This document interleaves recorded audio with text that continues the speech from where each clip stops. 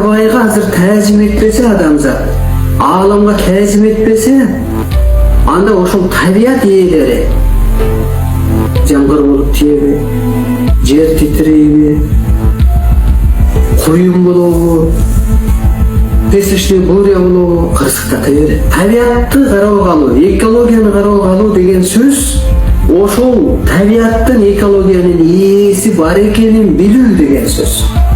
Ошон үчүн ысык көлгө түшпөгүлө деп.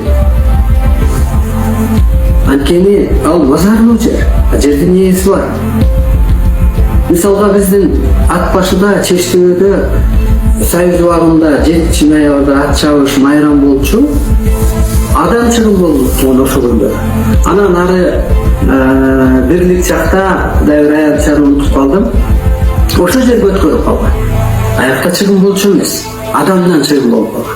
Айтылып атат, экологияны ушул табиатты бирөөлөргө ээ кылып чет элдиктерге сатсаңар, ортосуңар, талкаласаңар, ошол жердин ыйыктары, шайыктары, пирлери, ошо ээлери мазар ээси дегендей чарпып коет. Мамлекетте оор жоготуу болот. Оор каттай мамлекет жоголуп кетүү коркунучуна катталат дейт.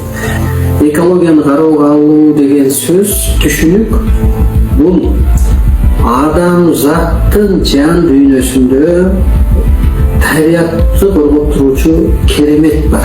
Бул жаңы доордо. Анткени азыр арбай периштелер адамды кийип атпайбы жаңы катары. Арбай периште күчтүү да, абар да, боздук, дуктар да бар.